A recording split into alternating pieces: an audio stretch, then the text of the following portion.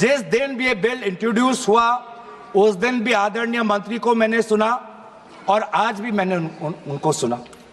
जिस दिन उन्होंने इंट्रोड्यूस किया उस दिन भी अगर आप उनका स्टेटमेंट पढ़े तो उन्होंने कहा कि इसको बिल लाने से पहले बहुत विस्तार रूप से इस बिल पर चर्चा, इस बिल की लाने के लिए चर्चा हुई थी। सर पूरा का पूरा मिसलीडिंग 2023 में सर सरकार 24 में आई, ये खुद 24 के बीच में इन्होंने अपना बिल लाया। 23 सन के वर्ष में 4 बार माइनॉरिटी अफेयर्स कमेटी की बैठक हुई।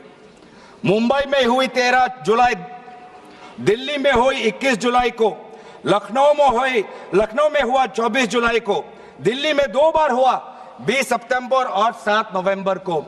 मैं आदरणीय सरकार से दरखास्त करूंगा कि इन 5 सरकारी मंत्री जो मीटिंग हुई मिनिस्ट्री ऑफ माइनॉरिटी अफेयर्स का, उनका मिनट्स टेबल पे रखे। एक भी मीटिंग में नया वक्फ अमेंडमेंट बिल चाहिए उसका जिक्र भी नहीं हुआ था, जिक्र भी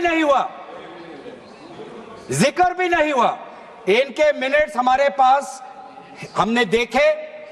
जितने भी बार ministry of minority affairs meeting हुई सब में वापसी पोर्टल को लेकर और विचार विमर्श हुआ था, लेकिन एक भी मीटिंग के माइन्यूट्स में एक भी स्टेटमेंट नहीं है कि हमें एक नया वक्फ अमेंडमेंट बिल चाहिए।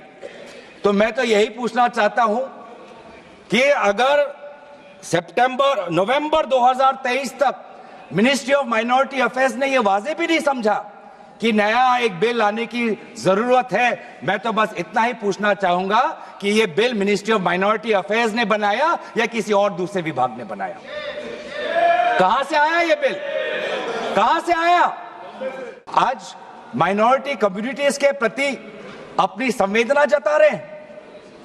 सर कुछ हफ्ते पहले देश में विभिन्न जगहों में लोगों ने ईद की शुभकामनाएं एक दूसरे को दी, और क्या आपको पता है कहां इनकी डबल इंजन की सरकार ने लोगों को रास्ते पे ईद का नमाज भी पढ़ने नहीं दिया। और ये बात करेंगे आप अल्पसंख्यकों के प्रति अपनी संवेदना जताते हैं। मैं पूछना चाहता हूं कि आपके लोकसभा में कितने एमपीज अल्पसंख्यक हैं? पहले उसका विवरण दीजिए और फिर हमें बताइए कि आपके दिल में कितना संवेदना है। आज के वक्त के संशोधन में भी मेरा एक ही मार्गदर्शक है, वो है भारत का संविधान। भारत का संविधान जो कहता है कि हमारा भारत में हर व्यक्ति को सामाजिक, आर्थिक और राजनीतिक न्याय, विचार, अभिव्यक्ति, विश्वास, धर्म और उपासना की स्वतंत्रता, और साथ साथ में यह कहता है कि व्यक्ति की गरिमा और राष्ट्र की अखंडता सुनिश्चित करने वाली बंधुता। ये बिल आज इस संविधान के इस जो मूल जो ढांचा है उस पर आक्रमण है, और इनकी जो पूरा जो भाषण था वो हमारे संविधान के इस मौलिक अधिकार पर, हमारे संघीय ढांचे पर एक आक्रमण था।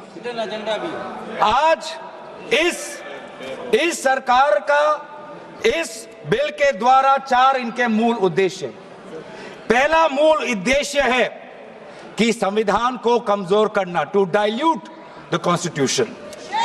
इनका दूसरा उद्देश्य है भ्रम फैलाना, to defame the minority communities of India. इनका तीसरा उद्देश्य है to divide the Indian society.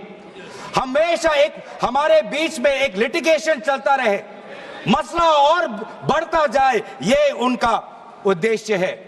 और चौथा इनका उद्देश्य डाइल्यूट, डिफेम, डिवाइड, और चौथा इनका उद्देश्य है to disenfranchise the minority communities.